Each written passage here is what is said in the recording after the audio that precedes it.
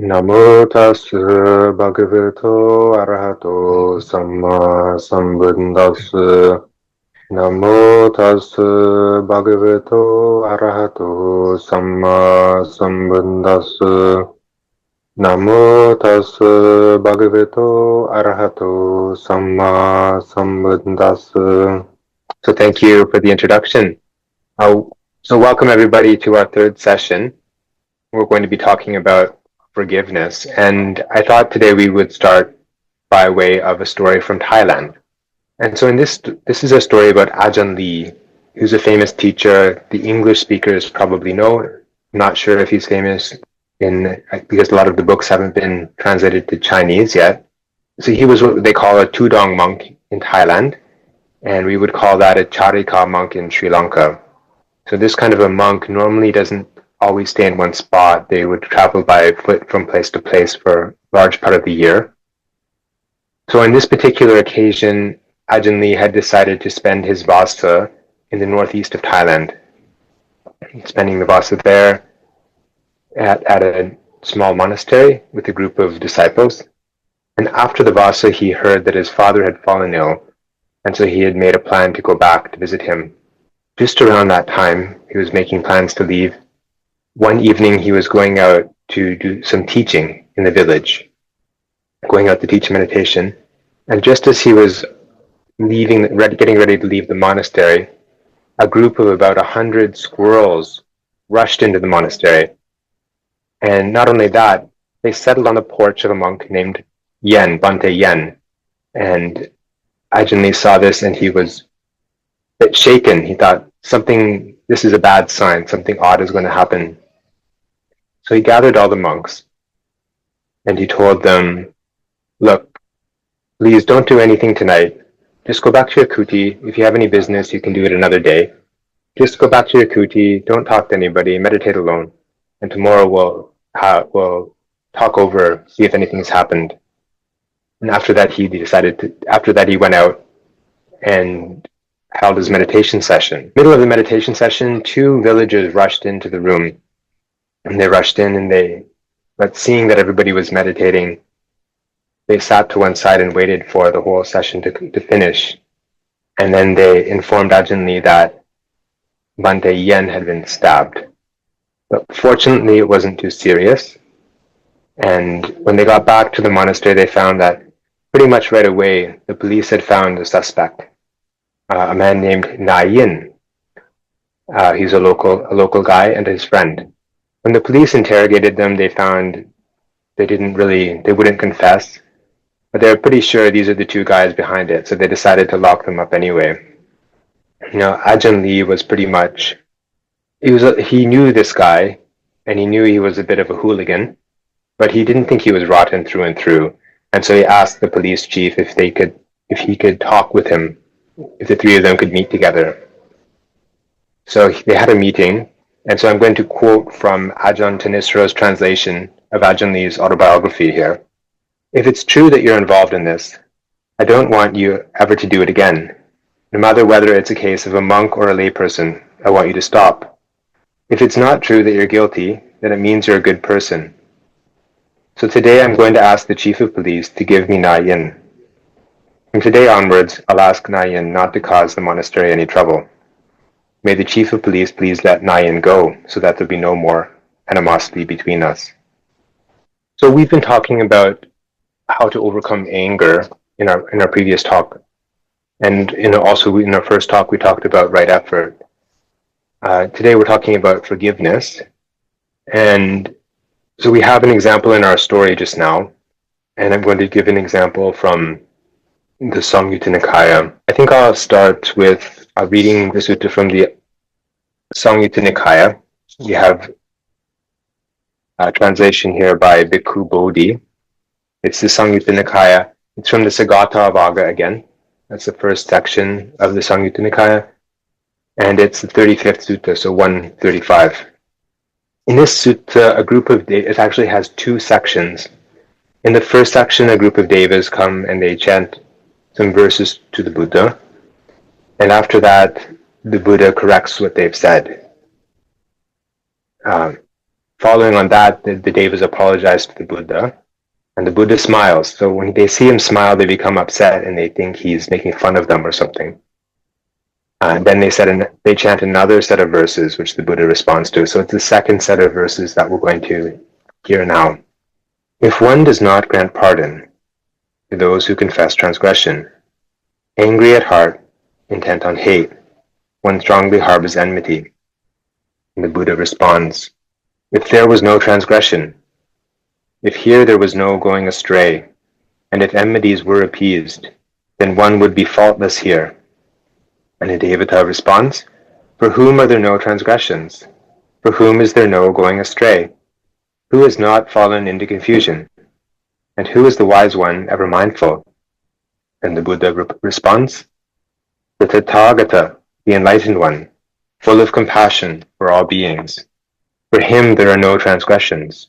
For him there is no going astray. He has not fallen into confusion, and he is the wise one, ever mindful.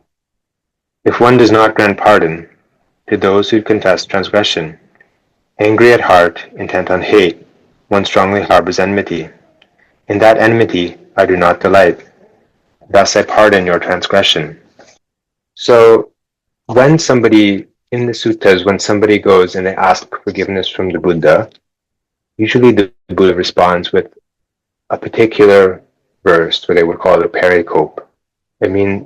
So the Buddha would say, yes, it's true that you have done something wrong, but in this sasana, it counts as a sign of progress if you're able to admit your faults, and then he would accept their forgiveness. So in the Vinaya, if somebody comes to a monk, especially if one monk comes to another monk, they're required to give forgiveness to them. It's actually an offense if you don't forgive. But this forgiveness, it doesn't mean completely forgetting what happened. It means that you don't bring up the matter again and again. You don't criticize the person. You don't seek revenge. But it doesn't mean that your relationship with that person hasn't changed, and you remember what's happened, and you may have to act accordingly. Sometimes if somebody is an angry person or unreliable, then you might not be able to work with them in the future. So in Ajahn Lee's story, the situation is a little different because Ajahn Lee has come and he has decided to help out Na Ying, but Na Ying didn't confess his mistake. So he had been hired by the village monks to stab another monk. He had actually committed this, what we would call aggravated assault in some countries these days. And Ajahn Lee asked the police chief to let him go because he saw something in the character. He thought that this individual has a chance to change. So because of this, they have he's forgiven him and he has let him go. He's not actually obligated to do that. If he had just let the police put him in jail, that also would have been completely correct. So we don't know what would have been the best way, but it seems that Na Yin he changed. He became a devoted follower of Ajahn Lee in the future. And so because of that, we can see maybe Ajahn Lee did make the right decision. So sometimes forgiveness is hardest when it comes to reflecting on our own actions. And I picked out one story, very famous story from the Dhammapada, from Dhammapada 182 in this regard. And I think most of you have heard the story before. And this is the story of Erakapata Mahanaga. So in a past life, in the time of Kassapa Buddha, Erakapata was a monk, a young monk. And one day he was traveling along the Ganges River, and he extended his hand and he grasped a reed at the riverbank. And now the boat was moving swiftly, but he didn't let go of the reed, and it broke off. Now, this is a small thing, but according to the monks' rules and the nuns' rules, we're not allowed to damage plants. It's what we call a pachitya offense. This sort of thing, if you do this sort of thing, you're required to discuss it and confess it to another monk, or for the nuns, in the case of the nuns, another nun. However, Erakapata was a young monk, And so he didn't do that. So he continued his meditation for a very long time. And eventually, as his life was coming to an end, he started to remember this event again and again. He started to obsess over it. And he realized that he had done this thing. It was wrong, but he didn't confess it. And as his life reached its end, that was the thought that led to his new birth, which was as this Naga, Yarakapata. So Nagas are something like dragons, you can say. For those of you who don't really know about Nagas, they have some special powers. They're able to change form from snake form into human form, which is one of their primary powers, and they have some other psychic powers as well. In their human form, they're considered to be very beautiful. However, due to the nature of their rebirth, they're not able to make progress in their meditation. And so Erakapato was quite upset about this. And at that point, he didn't know what to do. He had been reborn in the Ganges. Not only that, the lifespan of a Naga is quite long. So he decided when the next Buddha were to arise in the world, he would want to meet him and get some advice. After a long time, he had a daughter. And when his daughter grew up to her teenage years, he realized he drew up a plan. And the plan was to give her a riddle that only a Buddha could solve. And anybody who would be able to answer that riddle could have her hand in marriage. So he set up a contest. Once a month, his daughter would dance on the banks of the Ganges River, and all the men would come and they would try to give an answer to this riddle. And now, for a long time, no one was able to answer it until one day, a young Brahmin named Uttara, he was heading to the banks of the Ganges, and he met the Buddha. And the Buddha pulled him aside and asked him what he was doing. He explained, "I'm going to see the dancing Naga woman." And the Buddha asked what kind of answer he was planning to give to her question, and he explained what it was. And the Buddha said, "No, I don't think she'll like that answer. Please give her this answer. If you give her this answer, then I think you'll win the prize." When he heard these verses, he was able to attain stream entry. So actually, I have the verses. We didn't prepare them in Chinese, but maybe for the English, I'll chant the verses very quickly. There are two sets of verses that he chants. We won't discuss the meaning of the verses. King Suradapati Raja, King Suraja Rajisaro, Katang Suvirajo Hoti, Katang Baloti Huchati. What type of ruler is the king? What king is it ruled by passion? How may he become passionless? Who is called a foolish person? Chedvara Dipati Raja Rajamano Rajisaro Arajang Virajo Hoti Rajang Baloti Uchati. He who rules over the 6 doors is king. When attached, the king is ruled by passion. Being unattached, he is passionless. Attached, he is called a foolish person. So after giving that answer, the Naga maiden came up with another verse. Kena suvayati balo katang nudati pandito yonga kemi katang hoti tang me yakha hipuchitoti. By what is a fool swept away? How does a wise man drive away? How is there release from the yokes? Speak to me, answer my question. Ogena vayati balo yoga nudati pandito sambayoga visangyuto yoga kimi kivuchati. By the deluge is a fool swept away. By effort does a man drive away. Being unfettered from all the yokes, he is said to be released from the yokes. Translation by Bhante Ananda Jyoti and the scholar Burlingame. So we won't discuss the meaning of the verses today. If we get a chance in the future, we can discuss them. They have some technical meanings there. So the Brahmanuttara attained stream entry, and the Naga Erakapata, of course, he's not able to do that in this lifetime, in that lifetime, but he was able to meet the Buddha as a means of his plan. So I think from his story we can learn a few things, and one of them is, the first one is simply the reality that people have this nature. They'll do something small that they shouldn't have done. And at first they have this feeling it doesn't mean much, but after a long time they slowly grows in their mind, grows in importance in their mind, and they have this kind of regret that has to be overcome. So the second thing that it brings up is when you're in a bad situation like Erakapata Naga, then you have to use what resources you have to overcome your difficulties. So he came up with a very clever plan.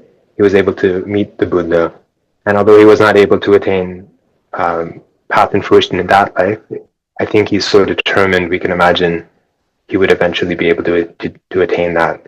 I missed one in the English. I missed one section. So Bhikkhu Bodhi gives the Abhidhamma definition of this remorse, kukucca, in his comprehensive manual of Abhidhamma.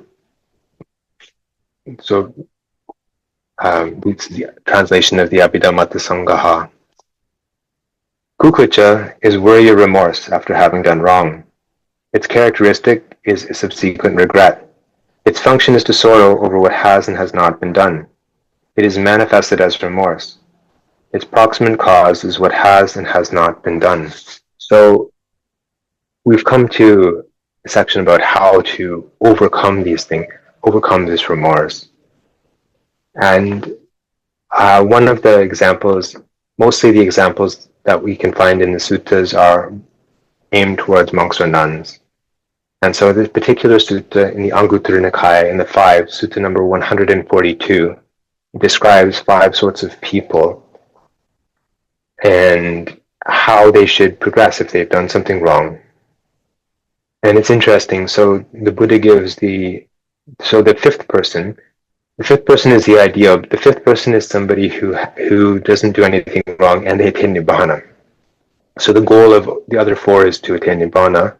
But you have the situation where one person does something wrong and they admit the wrong. One person does something wrong and they don't admit it. Another person doesn't do anything wrong, but they're still obsessed with it. They still feel this kind of remorse. So maybe a quote from part of the sutta here. This is Ajahn Sujato's translation. I won't read the whole thing. Mendicants. These 5 people are found in the world. What 5? One person transgresses and regrets it, and they don't truly understand the freedom of heart and freedom of wisdom, by where those arisen, bad, unskillful qualities cease without anything left over. One person transgresses and doesn't regret it, and then they don't attain nibbana. One person doesn't transgress and yet still feels regret, so they didn't do anything wrong, and they don't understand and realize nibbana. One person does neither, so they don't do anything wrong and they don't regret that, but they're also not able to attain nibbana. And so after that, after outlining the cases, the Buddha gives some advice how they should act in each case. So in the case where somebody's done something wrong, then they need to deal with that in according to the Vinaya. So earlier in the story of Erakapata, that particular monk, he just needed to confess what he had done. But there are some other kinds of offenses that are more serious. They might require some kind of further action to repair the mistake, adapting to lay life. And in some cases, if you've done something wrong, no action is required. In other cases, you may need to ask forgiveness from somebody. And in another case, you may need to make recompense to somebody. Either way, the fault should be dealt with. And then you can continue with your meditation practice. In the case where somebody has not actually done something wrong, but they're still really worried about it, they need to be reassured. So especially for those who are for the monks and nuns, the Vinaya rules can be very complicated. They can easily get some kind of doubt about whether they have committed an offense or not. And so this sort of situation is more common with those individuals. And there's actually a section later in the talk, the Buddha gives 6 ways of dealing with regret. That very much applies here. So we need quite a few tools in our toolkit if we want to overcome regret. So one of them is to practice Buddhanusati. So once we try to deal with something, but we still have some regret in our mind, we can try practicing Buddhanusati, reflecting on the Buddha, all of the difficulties that he went through in his practice, but in the end he was able to overcome all suffering. So for some people, especially from a traditional Buddhist background, this can be very helpful. For other people, it might be more helpful to reflect on the workings of karma. So let's have a look at Lonapala Sutta, very famous sutta on this topic.